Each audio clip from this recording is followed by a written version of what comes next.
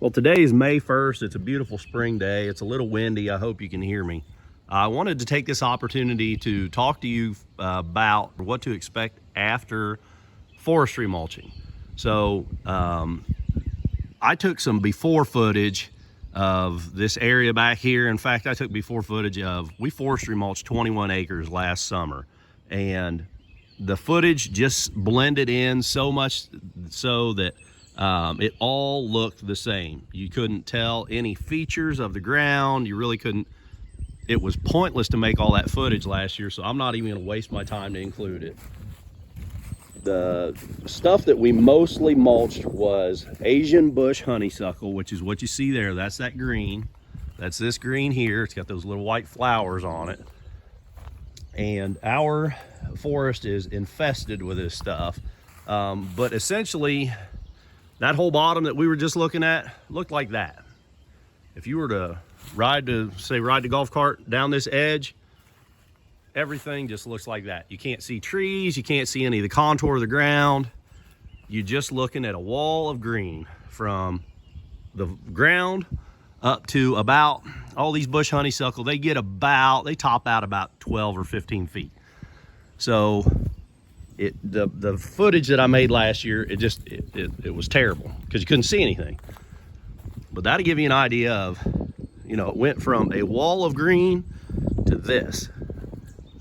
And it's so open now because all that was here was bush honeysuckle. So the reason we did this was, if you don't kill the honeysuckle, you won't have anything left but honeysuckle eventually. So how this bush honeysuckle grows is, it puts a toxin in the soil to inhibit other things from growing. It outcompetes everything native, so that it's the first thing green in the spring and it's the last thing green in the fall, so nothing can grow under it. And what happens is, your mature trees die off and there are no new trees to take their place because the bush honeysuckle is outcompeting the entire understory of the forest.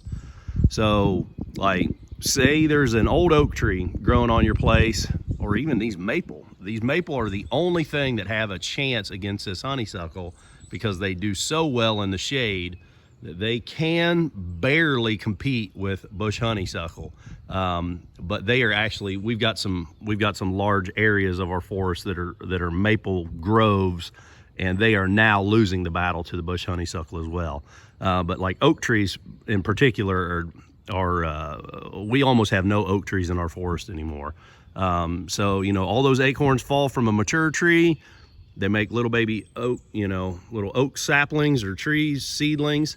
And then honeysuckle starts taking over the area. The honeysuckle outcompetes the oaks. All the little babies die. And then there are no baby oaks. There are no intermediate oaks. All you have are the mature trees and honeysuckle. And then once the mature tree gets hit by lightning, it just finally dies, succumb to some disease, or it eventually dies, or you make the mistake of logging your forest, which it absolutely devastates the area. So then after the loggers leave, your mature oak trees are all gone. You got no baby oaks to take their place. And now there is even more sunlight available for the honeysuckle to just wipe out an entire forest. And in an over amount of decades, we were looking at we would have no forest other than bush honeysuckle. So that is the biggest reason that we spent the money, the time and effort, and we rented a forestry mulcher to come back here last July, August, and forestry mulch the understory of 21 acres. So we have now 21 acres that looks like this. But unfortunately, it doesn't kill the bush honeysuckle, multiflora rose, autumn olive. Those are the three major sort of invasives in our area. But bush honeysuckle, far and away the most that we had back here. So what happens is, you knock them all down, and after you go through here with a mulcher, and I did the work, after you go through the mulcher, it's just barren. It's just down to the dirt. I mean, you take everything down to, it's just dirt and what's left over of sticks that you didn't hit. But then in the springtime, like it is now, everything's starting to green back up, and this is what we were expecting. The multiflora rose is starting to sprout back up, the Asian bush honeysuckle, all the stumps from those trees that were all about that tall or bigger, those stumps are now sprouting back up, and they're going to grow another bush honeysuckle. And what we have to do now is allow them to grow. As much as I don't want to, I have to allow that little sprout, that one, that one, all these little sprouts. It's almost everything. Every little clump that you see down through here is bush honeysuckle. We have to allow all that to grow up to be tall enough now to where the second sort of round of control is going to be herbicide application. So we forestry mulched it on the first year of application or of control. It's a 3-year program that the state forester is helping to, he's helping us. We called our district forester. He came out, he sort of put together this plan for us, and he's the one that's sort of helping us to understand how to tackle this thing and give us recommendations on what to do. So the first year you come in with a machine, spend lots and lots of money and lots of time, way more time than I expected. And you come in here with a machine and you open it up, and you get where then the second year you let everything grow up, because like that little sprout is coming off a substantial root system. There is a large root system under that sprout, because that root system was supporting a bush that was 10 to 12 or 15 feet tall. So you can imagine how much roots there are under that little sprout now. So this second year we need to apply essentially glyphosate, probably will be what we use this year again. And we need to allow those sprouts to generate enough foliage to absorb enough poison to draw down to kill the root system that's there. Like if I were to come through here right now, which is so tempting, it's so very tempting to mix up a bunch of herbicide and come through here and spray everything before it gets big and woody. But the problem with that is it won't absorb enough poison because it's so small. It's too small to absorb enough poison to kill the root system that's there. So it would kill that greenery, and then next year I'd end up spraying again.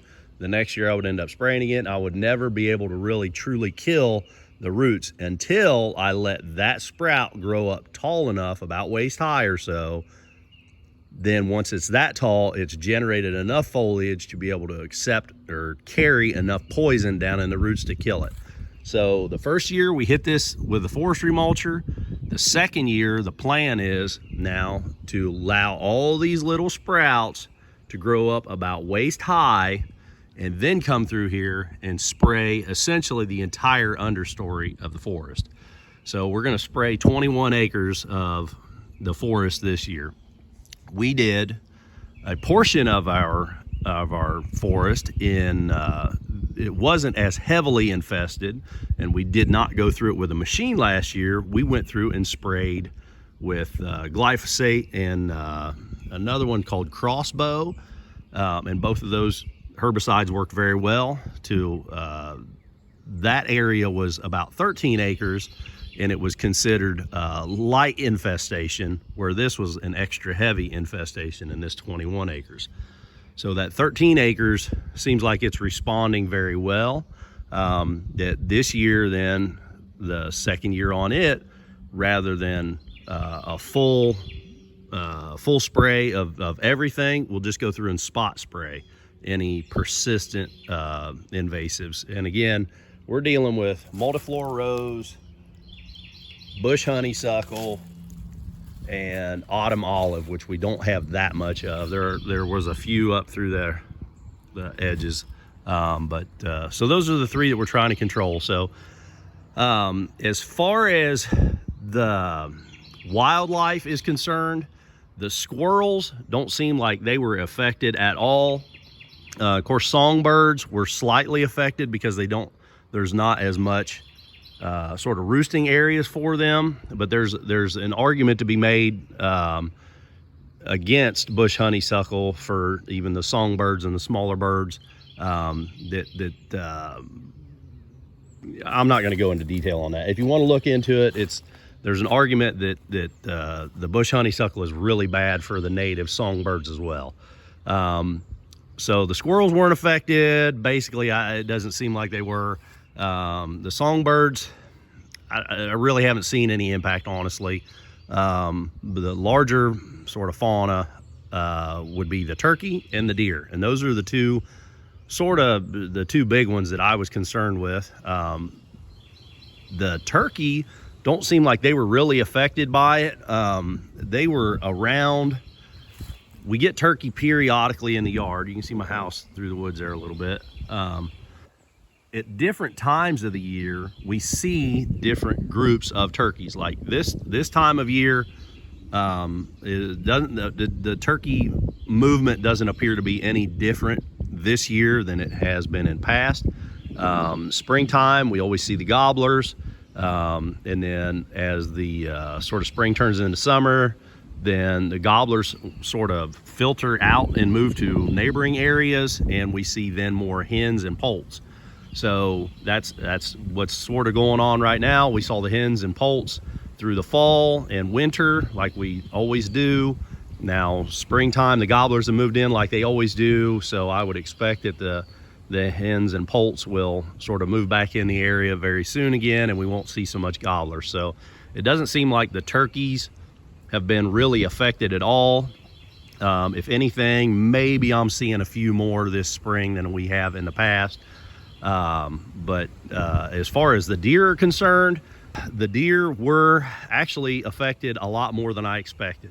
So I talked to the forester, made him aware of what our goals were for the place, and he's led me to believe, in fact, he told me outright that I would expect to see more deer even in the short term, and then in the long term, expect that the deer would benefit much more greatly from a sort of a natural forest rather than that overgrown bush honeysuckle.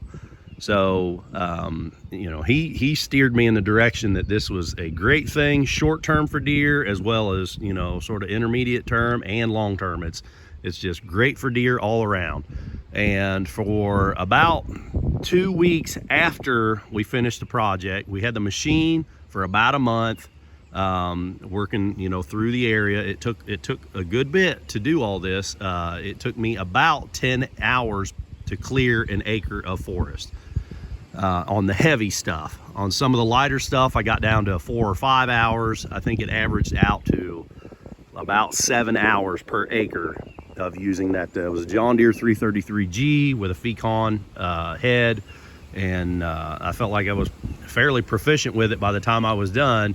And I'd put about, I don't remember exact amount of hours, but I think it was averaging out to about 7 hours to clear an acre of forest, to what you see here.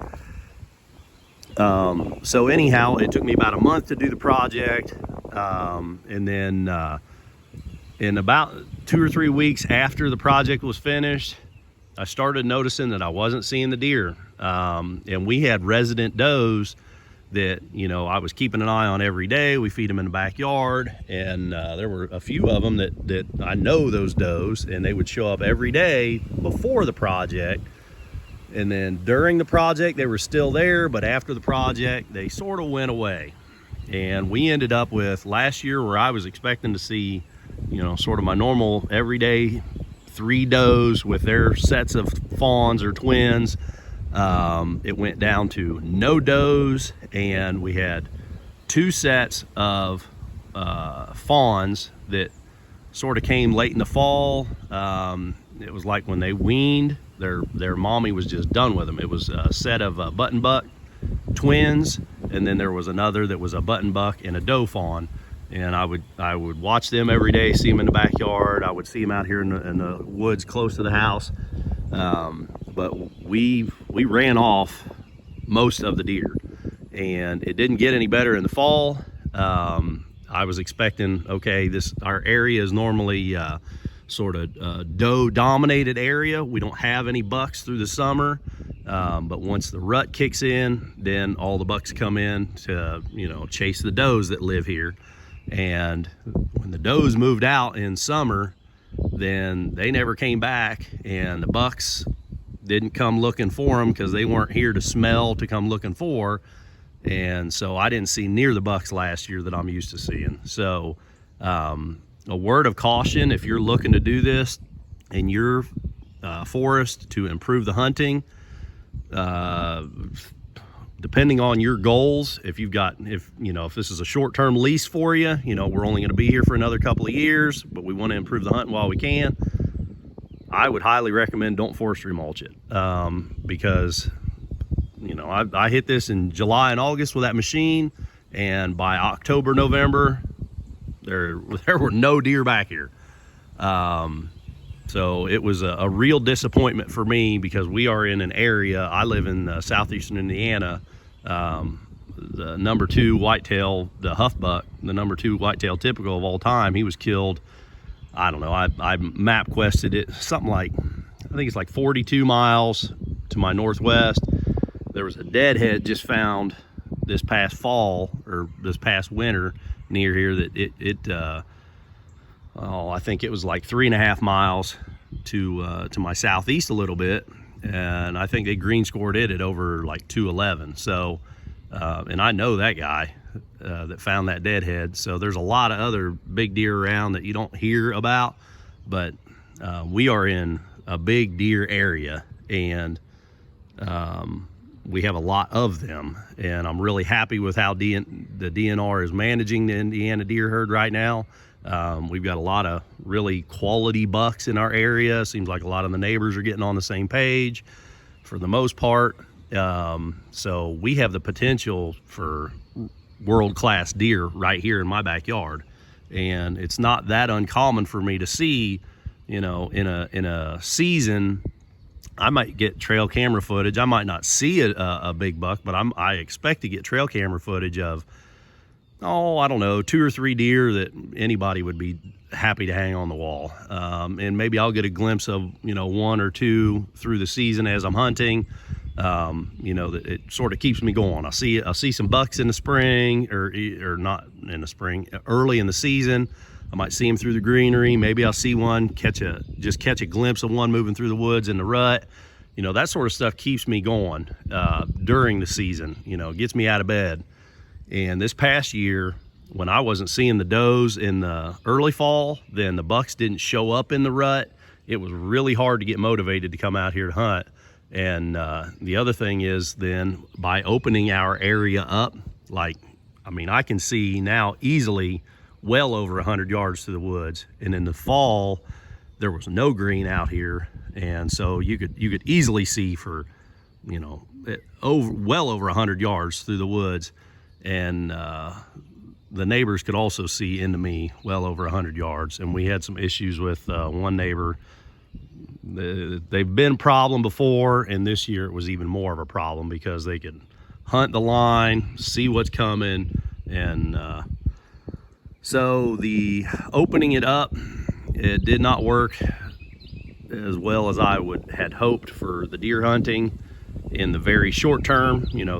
That year we will see how this progresses as the forest sort of recovers from this project. But if you're on a short-term lease and you're looking to improve your area for deer hunting, and you're overgrown with bush honeysuckle, do not do what I did, because let me be the bad example here. It's yet to be seen if, in 3 to 5, 10 years, if this will benefit the deer, or if I have completely screwed this whole property up for deer hunting from here on out. I don't know. Maybe they do benefit from the bush honeysuckle more than folks give them credit for. But I see them browse on it a little bit. Watching them in the backyard in other years, I would see them browse on the bush honeysuckle, so I knew they had a little benefit from it. But when I just came in here and clear cut this, it just wiped out all the bedding area. The other thing that I considered was, well, I've ruined it for the does, but again, the does sort of dominated our area, and they wouldn't allow the bucks to move in. So my hope is that since I've screwed it up for the does, which really screws up my hunting strategy then, because all the bucks ain't coming in a rut to look for all the does that I've been feeding and keeping here, My hope was, or still is, that if it's not good enough for does to dominate the area, then maybe then I will get some resident bucks to move in off the neighbors' places, because you don't have to go far. And like a few of my neighbors, my next door neighbors, would talk about, they don't have the does. Like one good friend, his property borders mine on the back. I've known him for decades, my whole life. And he said, man, I got all these bucks, and he'll show me his trail camera footage. He's like, I might see 2 does all summer long. He's like, but it's just all bucks down through here. And that changed this last year, and they started seeing a little bit more does, and I quit seeing the bucks. His bucks quit coming over here, and all my does went to him. So I'm hoping that maybe some of those bucks will move back into these areas that are not as good for the does anymore, and sort of take up right here. And then it hasn't happened yet. So anyhow, that's my update for this spring. That's what's going on with the deer and the turkey and the squirrels and everything out here. We're gonna let this grow for a couple more months probably, and then I'm gonna get hot and heavy with some sprayers, get some friends and family over here, and we're gonna spray this 21 acres that we forestry mulched last year. And I will update you guys periodically. Leave me a comment. If I don't get any comments, I'm probably not gonna make any more updates, so let me know if you wanna see more updates on this. Until the next time, keep on tinkering.